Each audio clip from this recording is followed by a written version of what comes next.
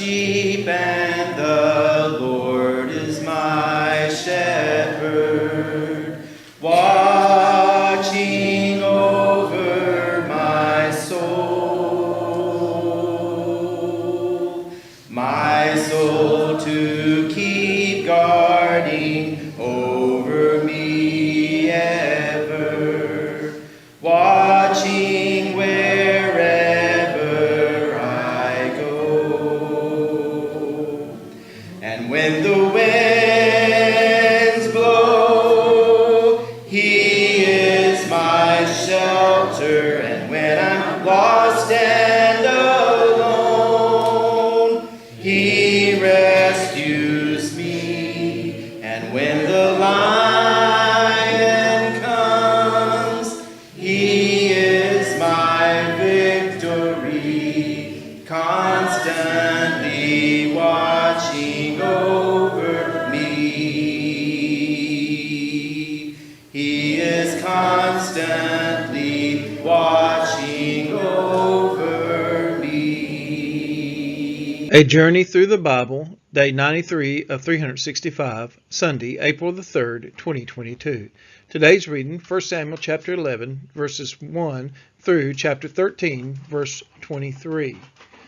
In the early part of his reign, Saul follows in the ways of the faithful judges by delivering his people. In chapter 12, Samuel attempts to teach the people a lesson from history, as Moses had done about 4 centuries earlier. The beginning of the end for Saul is in chapter 13. His first great sin, the offering of a sacrifice as if he were a priest. 1 Samuel chapter 11, verses 1 through 7. Then Nahash the Ammonite went up and besieged Jabesh Gilead. And all the men of Jabesh said to Nahash, "Make a treaty with us, and we will serve you." But Nahash the Ammonite said to them, "On this condition I will make a treaty with you, that I gouge out all your right eyes, and thus bring disgrace on all Israel." The elders of Jabesh said to him, "Give us 7 days' respite, that we may send messengers through all the territory of Israel. Then, if there's no one to save us, we will give ourselves up to you." When the messengers came to Gibeah of Saul, they reported the matter in the ears of the people, and all the people wept aloud. Now, behold, Saul was coming from the field behind the oxen, and Saul said, "What is wrong with the people, that they are weeping?" So they told him the news of the men of Jabesh. And the Spirit of God rushed upon Saul when he heard these words, and his anger was greatly kindled. He took a yoke of oxen and cut them in pieces, and sent them throughout all the territory of Israel by the hand of messengers, saying, "Whoever does not come after the Saul and Samuel, so shall it be done to his oxen."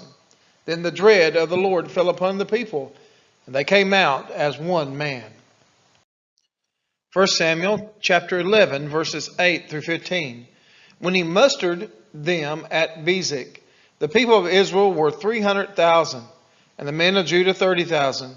And they said to the messengers who had come, "Thus shall you say to the men of Jabesh Gilead, tomorrow by the time the sun is hot, you shall have deliverance." When the messengers came and told the men of Jabesh, they were glad. Therefore the men of Jabesh said, "Tomorrow we will give ourselves up to you, and you may do to us whatever seems good to you." And the next day Saul put the people in 3 companies.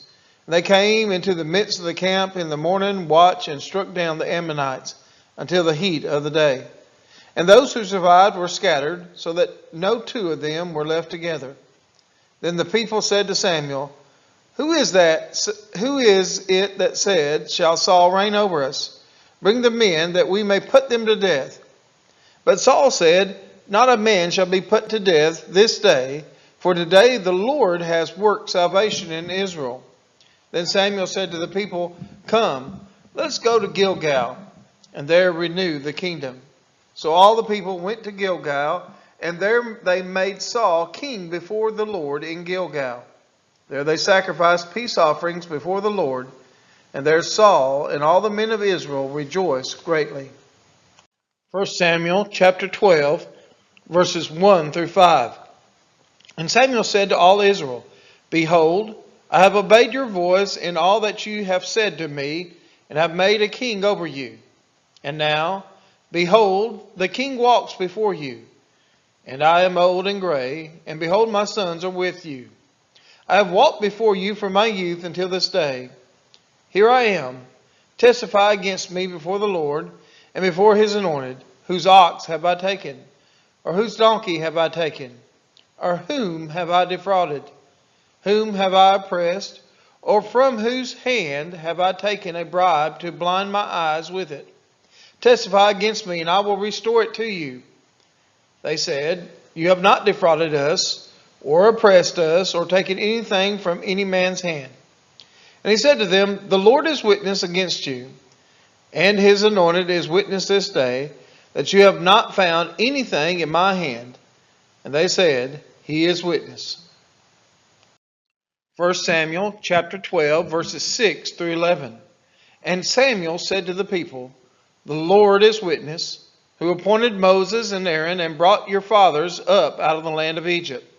Now therefore stand still, that I may plead with you before the Lord concerning all the righteous deeds of the Lord that he performed for you and for your fathers. When Jacob went into Egypt, and the Egyptians oppressed them, then your fathers cried out to the Lord, and the Lord sent Moses and Aaron, who brought your fathers out of Egypt, and made them dwell in this place.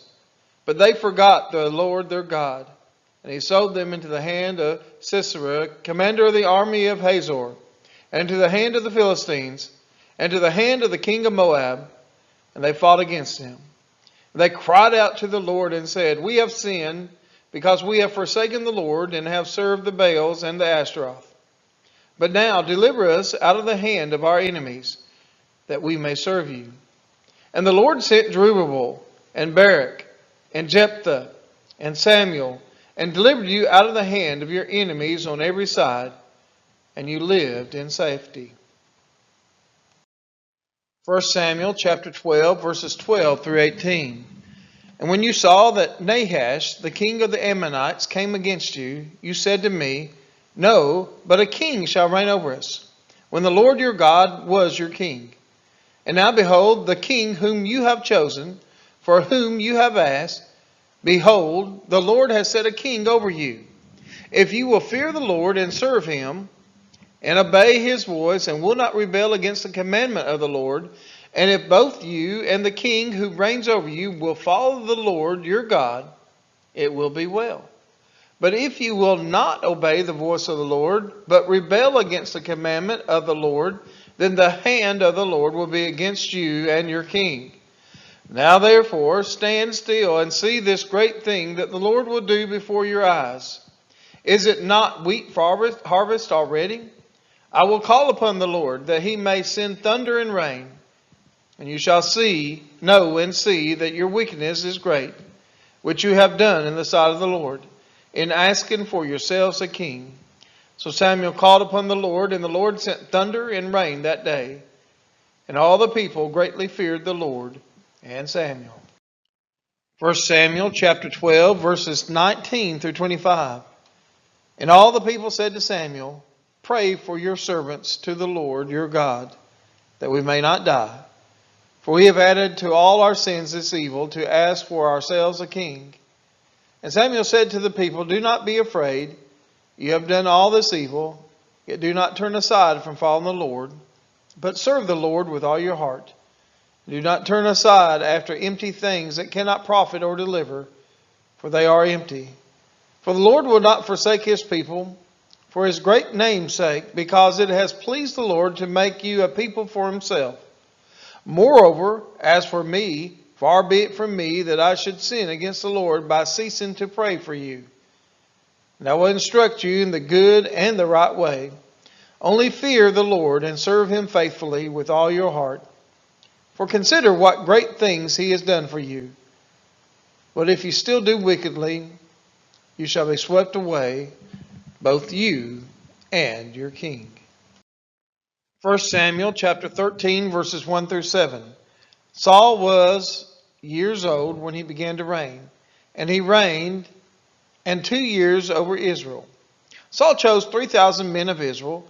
2,000 were with Saul in Michmash and the hill country of Bethel, and 1,000 were with Jonathan in Gibeah of Benjamin.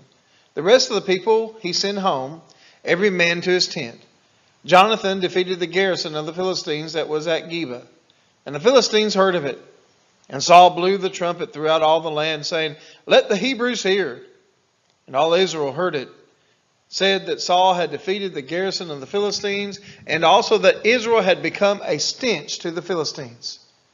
And the people were called out to join Saul at Gilgal. And the Philistines mustered to fight with Israel 30,000 chariots and 6,000 horsemen, and troops like the sand on the seashore in multitude. They came up and encamped in Michmash to the east of Bethaven. When the men of Israel saw that they were in trouble, for the people were hard pressed, the people hid themselves in caves and in holes and in rocks and in tombs and in cisterns. And some Hebrews crossed the fords of the Jordan to the land of Gad and Gilead. Saul was still at Gilgal, and all the people followed him trembling. 1 Samuel chapter 13, verses 8 through 14. He waited 7 days, the time appointed by Samuel. But Samuel did not come to Gilgal, and the people were scattering from him. So Saul said, "Bring the burnt offerings here to me, and the peace offerings." And he offered the burnt offering. As soon as he had finished offering the burnt offering, behold, Samuel came. And Saul went out to meet him and greet him. Samuel said, "What have you done?" And Saul said, "When I saw that the people were scattering from me, and that you did not come within the days appointed, and that the Philistines had mustered at Michmash, I said, now the Philistines will come down against me at Gilgal, and I have not sought the favor of the Lord. So I forced myself and offered the burnt offering." And Samuel said to Saul, "You have done foolishly. You have not kept the command of the Lord your God, with which he commanded you. For then the Lord would have established your kingdom over Israel forever. But now your kingdom shall not continue. The Lord has sought out a man after his own heart. And the Lord has commanded him to be prince over his people, because you have not kept what the Lord commanded you." 1 Samuel chapter 13, verses 15 through 18. And Samuel arose and went up from Gilgal. The rest of the people went up after Saul to meet the army. They went up from Gilgal to Gibeah of Benjamin. And Saul numbered the people who were present with him, about 600 men. And Saul and Jonathan his son and the people who were present with them stayed in Gibeah of Benjamin. But the Philistines encamped in Michmash. And raiders came out of the camp of the Philistines in 3 companies. One company turned toward Ophrah, to the land of Shual. Another company turned toward Beth Horon. And another company turned toward the border that looks down on the valley of Zeboim, toward the wilderness. 1 Samuel chapter 13, verses 19 through 23. Now there was no blacksmith to be found throughout all the land of Israel. For the Philistines said, "Lest the Hebrews make themselves swords or spears."